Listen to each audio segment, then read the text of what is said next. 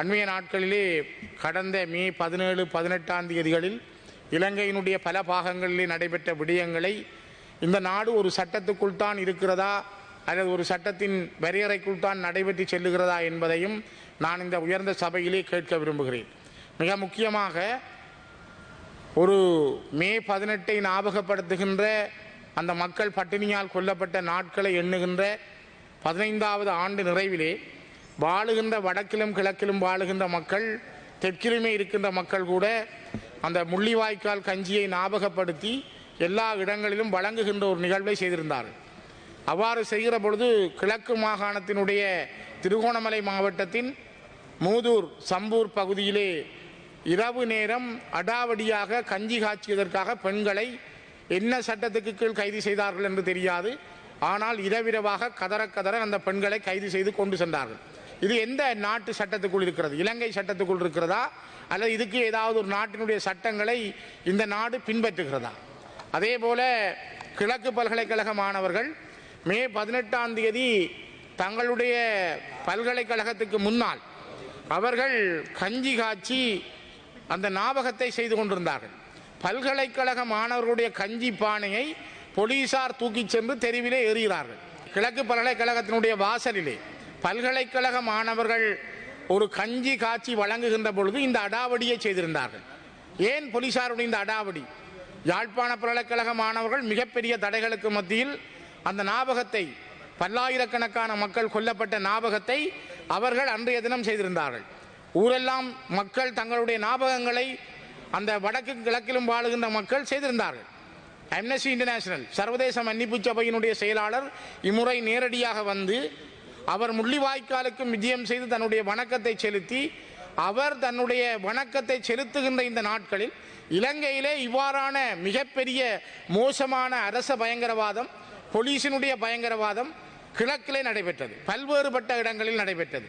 ஒரு பல்கலைக்கழக மாணவர்கள் எந்தவித ஆயுதங்களையும் தூக்கவில்லை அல்லது அந்த பல்கலைக்கழக மாணவர்கள் யாருக்கும் வன்முறையை சொல்லவில்லை. அவர்கள் அந்த இடத்திலே அவர்கள் சொல்லுகிறார்கள், போலீசாரை பார்த்து சொல்லுகிறார்கள், அண்ணா நாங்கள் கஞ்சி காய்ச்சி இதில் ஒரு ஞாபகமாக அவர்களுக்கு வழங்குகிறோம் என்று சொல்ல போலீசார் அந்த கஞ்சி பானைகளை தூக்கி செல்லுகிறார்கள் என்றால் இது இந்த நாட்டினுடைய சட்டம் எந்த வரையறைக்குள் இருக்கிறது? இந்த நாடு எந்த சட்டத்தை பின்பற்றுகிறது? அல்ல இந்த நாடு எந்த சட்டத்தின் அடிப்படையிலே இயங்கிக் கொண்டிருக்கிறது என்பதைத்தான் நான் இந்த இடத்திலே கேட்க விரும்புகிறேன். ஆக இந்த நாடு பல தடவைகளில் சட்டத்தை சாகடித்திருக்கிறது. இலங்கை தன்னுடைய சட்டத்தின்படி நடந்ததாக வரலாற்றில் நாங்கள் பல தடவைகள் பார்த்ததாக எனக்கு தெரியவில்லை. பல வேறு கட்டங்களிலெல்லாம் சட்டம் மீறப்பட்டிருக்கிறது. ஏதாவது தமிழர்கள் மீது நீங்கள் பயங்கரவாத தடை சட்டத்தை பாய்ச்ச வேண்டும் என்றால் உடனடியாக அந்த சட்டத்தை பாய்ச்சுகிற நடைமுறையை செய்வீர்கள். 6வது திருத்த சட்டத்தை பாய்ச்சி தமிழர்களுடைய பேசுகின்ற குரல் வளைகளை நசுக்க வேண்டும் என்றால் அதனை இந்த அரசாங்கம் செய்யும். ஆனால் சட்டத்துக்கூடாக செய்ய வேண்டிய விடயத்தை நீதியான முறையில் செய்வதற்கு நீதிமன்றங்களே சவாலுக்கு உட்படுத்தப்பட்ட விடயங்களாக மாறி இருக்கின்றன. நாட்டினுடைய சூழ்நிலை சட்டங்களால் திருத்தப்படும் என்றால், சட்ட திருத்தங்களால் கொண்டு வரப்படும் என்றால், இதுவரை நடந்த பல்வேறுபட்ட விடயங்களுக்கு இந்த நாட்டில் நீதி கிடைத்திருக்க வேண்டும். குறிப்பாக பல சிறைச்சாலைகளில் பிந்துநுவ படுகொலை, அங்கு ஒன்று கூடியிருந்த கைதிகளை வெளியிலே இருந்து வந்த ஒரு குழு தாக்கி வெட்டி கொலை செய்தார்கள். இதுவரை இந்த நாட்டிலே அதுக்கு நீதி கிடைக்கவில்லை. நீதிக்காக பலர் போராடினார்கள். இந்த நாட்டில் இருக்கின்ற யாராவது அந்த நீதி பற்றி பேசியதாகவும் இல்லை. ஆனால் நீதி செத்து போயிருக்கிறது இந்த நாட்டிலே. அதே போலதான் வெலிக்கடை சிறைச்சாலையிலே கொல்லப்பட்ட கைதிகளுக்கும் இதுவரை இந்த நாட்டிலே நீதி கிடைக்கவில்லை. ஆனால் சட்டம் இருக்கிறது இந்த நாட்டிலே. நீங்கள் சட்டங்களை இயற்றுகிறீர்கள். ஒரு அரசாங்கம் இருக்கிற பொழுது புதிய புதிய சட்டங்களை கொண்டு வருகிறீர்கள். உதாரணம், கெகலிய ரம்புக்கலை அவர்கள் இருக்கும் பொழுது சட்டங்களை கொண்டு வந்தார். சுகாதாரத்துறையிலே இந்த அரசாங்கம் அவரை அங்கீகரித்திருந்தது. அவருடைய சட்டங்களுக்கு அவருக்கான ஆதரவை கொடுத்திருந்தது. ஆனால் இன்று கெகலிய சிறையிலே இருக்கிறார். சட்டங்கள் பிழை என்று சொல்லுகிறார்கள். இதே மாதிரித்தான் வரலாற்று ரீதியாக இந்த அரசாங்கங்கள் மாறி மாறி சட்டங்கள் மீது பிழைகளை சொல்லுகின்ற விடயங்களை கையாண்டிருக்கிறார்கள். அவை சட்டம் என்பது இந்த நாட்டினுடைய மக்களை சரியான பாதையில் வழிநடத்தி செல்வதாக, நீதி நிறைந்ததாக, நியாயாதிக்கம் நிறைந்ததாக, அது ஒரு இந்த நாட்டினுடைய குடிமக்களை அரவணைத்து செல்வதாக இருந்திருக்க வேண்டும். 13வது திருத்தம் ஒன்று இலங்கையிலே கொண்டு வரப்பட்டது. இலங்கை இந்திய ஒப்பந்தத்தின் மூலம் இந்த 13வது திருத்தத்துக்குள்ளால் கொண்டு வரப்பட்டதன் அடிப்படையில் இந்த நாட்டிலே புரையோடி போயிருந்த இனப்பிரச்சனையை தீர்ப்பதற்கான 13வது திருத்தம் என்பது எவ்வாறு அந்த வடக்கு கிழக்கிலே வாழுகின்ற 185% 90% தமிழ் பேசும் மக்களை கொண்ட இடங்களில் சிங்கள மொழி பேசுகின்றவர்களை நியமனம் செய்கிறீர்கள். உதாரணத்துக்கு இவ்வளவு காலமும் வடக்கு மாகாணத்தினுடைய பிரதம செயலாளராக ஒரு சிங்கள மொழி பேசுகின்றவர் இருந்தார். இப்பொழுது வடக்கு மாகாண சபையினுடைய வடக்கு மாகாணத்தினுடைய சுகாதார பணிப்பாளராக ஒரு சிங்கள மொழி பேசுகின்றவர் இருக்கிறார். ஆனால் அங்கே சொல்லப்படுகிறது சுகாதாரம் மாகாணத்தினுடைய அதிகாரமாக இருக்கிறது, மாகாணத்துக்கு சுகாதார அதிகாரம் வழங்கப்பட்டிருக்கிறது. ஆனால் அங்கே என்ன நடக்கிறது? அங்கே இருக்கின்ற ஒரு சாதாரண கிராமத்துக்கான வைத்தியசாலைக்கு கூட வைத்தியரை நியமிக்க முடியாத ஒரு மாகாண சபையாக இலங்கைக்குள் ஒற்றையாட்சிக்குள் இருக்கிற இந்த மாகாண சபைகள் செயலிழந்து போயிருக்கிறது. கல்விக்கு அதிகாரம் இருக்கிறது, ஆனால் இப்பொழுது ஒரு வலய கல்வி பணிப்பாளர் நியமனம் செய்வதென்றால் அகில இலங்கை ரீதியாக விண்ணப்பம் கோர வேண்டும். மாகாணம் தான் நினைத்த மாதிரி ஒருவர் நியமிக்க முடியாது. மாகாணத்துக்கான கல்வி அதிகாரம் என்ன?